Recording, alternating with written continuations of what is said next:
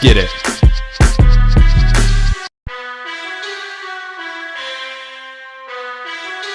What's going on, everybody? Welcome to the SchuZ Show. You guys are having a phenomenal Friday. And if you guys are tuning in on Saturday, hopefully you guys are off to a phenomenal Saturday as well. All right, good. We're good with audio. So let's get to the show now. All right, so today's going to be a very short show. We don't have a lot planned for today. Not a lot of boxing news went down over the past 24 hours. But what we do have is a fight preview of the big heavyweight showdown going down tomorrow. I guess now we're looking at it in about, what are we looking at now? 18, 16, 17 hours, whatever it is, somewhere in that range. We'll be breaking down Joseph Parker's Fabio Wardley, and then we're going to get into some boxing news as well, most of which revolves around new fight news. So that's what we got in store for today's show. But as always, if there are any comments, topics, questions, whatever the case may be that you guys want me to address on tonight's show, leave it in the chat, and I'll make sure to keep that active tonight, and we will have some discussions in that regard as well. So without further ado, let's get right to it. We've got a fight card going down tomorrow. And before I break down, yes, the main event is spectacular. Don't get it twisted. Is Joseph Parker, Fabio Wardley going to be a phenomenal atmosphere at the O2 tomorrow? No doubt about it. Is this fight one that I am ecstatic for tomorrow? Absolutely. However, I've got two main points to make. Really all revolves around one, though, and that is in regards to what's happening outside of that fight. The two big problems I'm looking at is this. The undercard is one of the worst undercards that I've ever seen put together, especially on a pay-per-view card. All due respect, what are we looking at here? These are horrible undercards. Now, Danny Cornermine, Rostine Barney Smith is a solid fight right there. Jurison versus Raleigh is a decentish fight. Ezra Taylor is going to absolutely annihilate Steve Woodhull, who, respectfully, stepped up on short notice. Props to him. But we're looking at this undercard pathetic. Absolutely pathetic. And then on top of that, this is a pay-per-view card. How in the world are you going to have a pay-per-view card where people are paying legitimate money to watch this undercard? One of the absolute worst pay-per-view cards that I've ever seen. And the funny thing is that you look at throughout the boxing world, unanimously, I feel like we're looking at a point now where everybody agrees on this. Sometimes you got like companies like PBC, and people all know outside of PBC fanboys that the PBC undercard sucks. However, in this case, you've got everybody on full-on agreement that this is one of the worst, if not the worst, pay-per-view cards we have ever seen in the history of boxing. It is pathetic. So, yes, Danny Cordermine, Rostine, Barney Smith. Solid fight was supposed to happen early in the year. Gets rescheduled now. All a solid fight right there. I think it's going to be a fun fight to watch right there. But you got that one. All right. I think Danny Cordermine is going to win that one. You look at Ezra Taylor, Steve Woodhull. Ezra Taylor is going to win that fight with ease. Then you go to the co-main event. Jurison versus Raleigh, a cruiserweight fight. Up and down fight. I'm going to go with Jurison on this one, but it is what it is. Solid fight right there. That's really all I'm going to talk about because the undercard is not something I'm going to spend much time on. It's not worth it. What I am going to discuss, though, is the main event. Joseph Parker, Fabio Wardley, interim world championships on the line, and as expected, this fight is supposed to deem the winner will be deemed the opportunity to fight none other than Alexander Usyk for the undisputed championship of the world. Massive, massive stakes are going down in this fight tomorrow afternoon, my time at least. And this will be a huge fight. Now, as I've talked about, when we talk about Fabio Wardley, Joseph Parker, talk about the undercard, it's bad. I've already discussed that. This main event is spectacular. It's very interesting. And here's why. You have got two guys that should make for a fun fight. Joseph Parker always puts together an entertaining fight, a fun fight. He's a great guy, hard not to support the man. But here's where it gets interesting. We look back and rewind the clock a little bit to when Justice Hooney and Fabio Wardley fought each other. Justice Hooney was putting on a masterclass up until Fabio Wardley had the miracle KO to end the fight right then and there. Fabio Wardley was not going to be placed in this position had he lost to Justice Hooney. But we know Fabio Wardley possesses that dynamite power.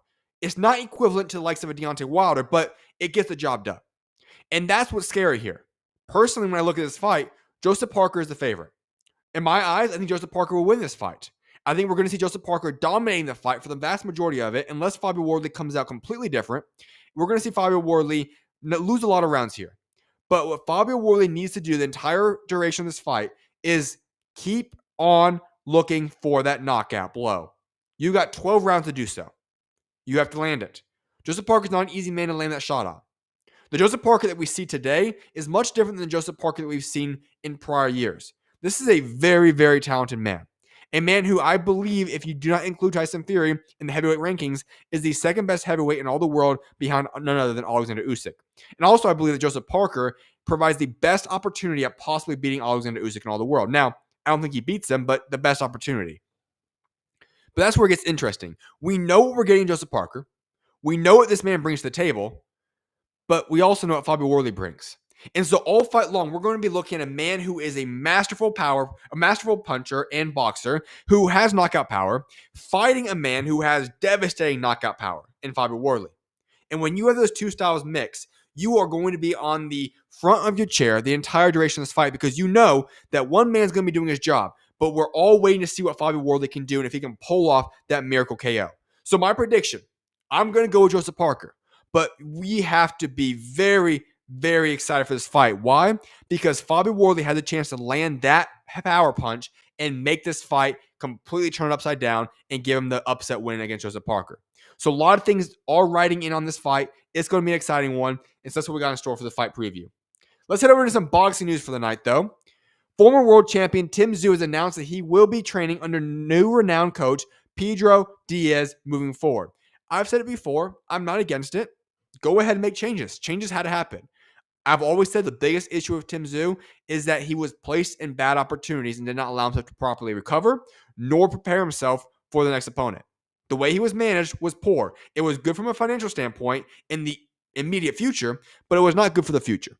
And so that's the position we're in today. Tszyu is now with a new trainer. I think it could benefit him a lot. He does need changes. I just don't know if this was the change to make. And I think the biggest one is making sure his management is set up correctly. Eddie Hearn. Now, this is going to be a lot of matchroom news I'm going to get into right now. But Eddie Hearn on Shakur Stevenson-Teofimo Lopez. It's definitely trending towards happening. I think all the key stakeholders would like to make it happen, whether that's Turki Al-Sheikh, Shakur, Matchroom, DAZN, Top Rank. Everybody who was involved likes the idea of that fight. Interesting. I think we already know we want this fight. It appears the only man who does not want it is Tszyu, which is not surprising. It's the way the man does. He bounces around. And as we saw today, he went back and forth with Hitchens. Now, I don't blame Hitchens. He wants to fight as well, and I don't blame him for that. But for Tszyu, make up your mind, buddy. It's time to get going. You've been wasting way too much time for Teofimo Lopez, bouncing around, trying to make a fight happen, and running your mouth inappropriately. It's time to lock in and show everybody how great you are. You should have rode the hot streak you had going back to the Cinco de Mayo weekend Times Square card. You look phenomenal. But we haven't seen you back in the ring now, and the earliest we'll see you is 2026. Taking another 8 or so months outside of the ring makes no sense for Tszyu. Stay active. You didn't take any damage in that last fight. And so what I'd call for him to do now is sign the paperwork, make the Shakur fight happen. We all want to see that fight. Now, I think we all know who we think is going to win that fight, but we all want to see it still. Make Shakur versus Tszyu happen. Tszyu, stop messing around. Sign the dotted lines. Sure, is Hitchens a fine fight to make as well? Absolutely. But what we want to witness right now is Tszyu, Shakur, make it happen. MURATALLA versus Andy Cruz is now likely for January 31st. Eddie Hearn has said that the Raymond Muratalla-Andy Cruz IBF lightweight title fight will likely be his first U.S. show of 2026 on January 31st. Eddie Hearn is also playing 2 shows for January, which I'll be listing momentarily. Good. You know, there was rumors that this fight could come apart and that Muratalla could vacate. Thank goodness he's not. That would have been a horrible decision. This is going to be a solid fight right now. Muratalla is a very solid fighter. Now, there are a lot of holes in his game, a lot of skepticism surrounding him. Andy Cruz, though, still has not fought on this level yet. He has not fought a world champion type fighter yet, so it's very interesting. I do favor Andy Cruz in the way too early prediction here. Not going to make that official yet, but I am very intrigued in this fight. I think it's going to be phenomenal, a 50-50 type fight. Looking forward to it. Hopefully it does go down January 31st. Now, as I said moments ago, Eddie Hearn is planning 2 shows for January. Those 2 shows include the January 24th card in the UK, Yorkshire or the Northeast, and then the January 31st card, likely Raymond Muratalla versus Andy Cruz. Here's some of the other things Eddie Hearn came out and said. These are some of the fights that Eddie Hearn is hoping to make in the first half of 2026. Number 1 on his list, Drawn Boots Ennis, Virgil Ortiz Jr. This is a WBA and WBC interim super welterweight titles will be on the line. We all want this fight, especially in America. Now, I think the rest of the world wants it, but people in America want this fight. And it is very important to make this fight for many reasons. The biggest one is this. Both guys are in a position right now where we're all looking at Virgil Ortiz, we're all looking at Drawn Boots Ennis and saying, you know what? Where is that signature win? They have really good wins. You know, I do think people are a little bit too harsh on both guys' resumes, but they're not having that signature win. This would be that big win for both guys' resumes. And on top of that, we are looking at who could become that one of the next faces of boxing here in America, but also the rest of the world. If Boots Ennis or Virgil Ortiz fight each other, the winner of that fight immediately becomes a star in boxing and elevates their star potential. Immediately. So I think this fight would be massive to make right here. Number 2, Shakur Teofimo Lopez for the WBO super lightweight title. Just discussed that moments ago. We need that fight to happen. Then, Emmanuel Navarrete versus Sugar Nunez, WBO and IBF super featherweight titles. Great fight here. I've given my thoughts on that before. There's lots of things that have to happen in order to make this fight occur. But on paper, if these two guys go in the ring, I'm all for it, and I would absolutely love to see that fight go down between Navarrete and Sugar Nunez. Then, Callum Smith, David Morrell, WBO interim light heavyweight title fight. Another solid one. I would have preferred to see Callum Smith go out there and face Benavidez, but that's not going to happen. Obviously, he's going to fight Anthony Yarde. So, Callum Smith, David Morrell is another great fight to make happen. Then, Ricardo Sandoval, Galal Yafai, WBA and WBC flyweight titles. Very interesting fight right there as well. I think both of these would be good fights to make. A unification between these two guys. Galal Yafai obviously put in a horrible situation against Rodriguez. So, that's that, but he did not look good in that fight still, so it'll be interesting to see what happens there. But yes, those are the fights that Eddie Hearn wants to go out there and make. Now, here's the other big news. Japan is going to have a massive fight go down, massive fight card, I should say, go down December 17th, which is just about a week before we have the big fight card between all the Japanese fighters taking place in Saudi Arabia. So a lot of big Japanese fights going down in December. Here's what the card looks like. WBA bantamweight champion Antonio Vargas was forced to withdraw from a planned matchup against Seiya Tsutsumi following the passing of his mother, which, rest in peace to her, who battled cancer after 5 years. So what's going to happen now is that Vargas is expected to return in the first quarter of 2026. But what we do have now is a fight between Seiya Tsutsumi will most likely be fighting Nonito Donaire. And that's going to be the fight for the WBA bantamweight championship on December 17th in Tokyo as part of the Blockbuster 3 title event.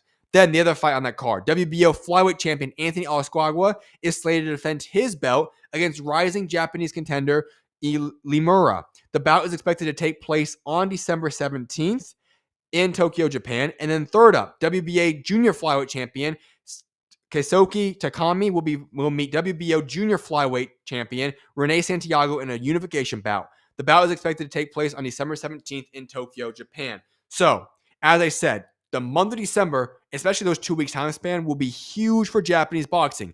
You have the massive card going down in Riyadh, and then this card going down. Masterful boxing scheduling here for Japanese boxers, which in my opinion is some of the best boxing to watch in all the world. I see some comments in the chat real quick, and I'll pull them in momentarily. Hey, appreciate you tuning in, man.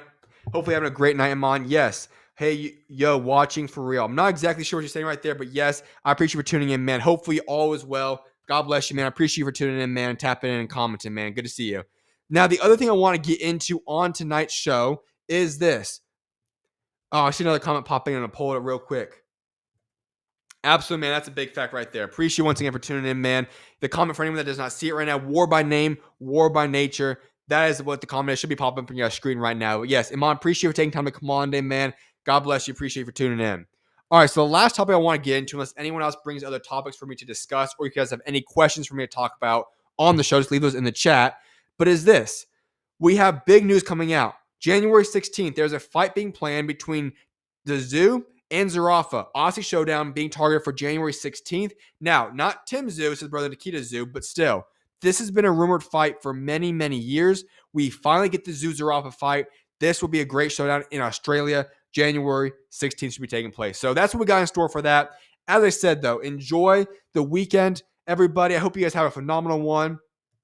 There we go. One more comment. I'm going to pull that back up right there. I'm from the Philippines. See you soon, bro. I appreciate you, man, for tuning in. God bless, man. You're always welcome on. If you ever have any questions or topics for me to discuss on the show, leave it up on the chat. I'll make sure to address them as well. But have a phenomenal weekend, man. I appreciate you for tuning in, man. Shout out to the Philippines. Always love you guys and your support.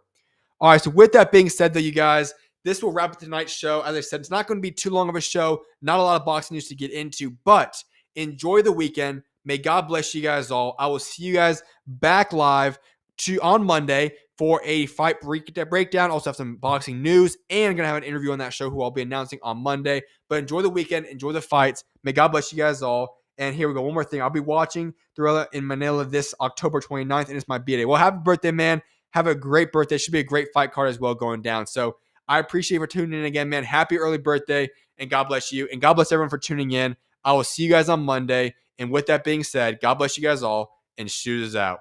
God bless you guys.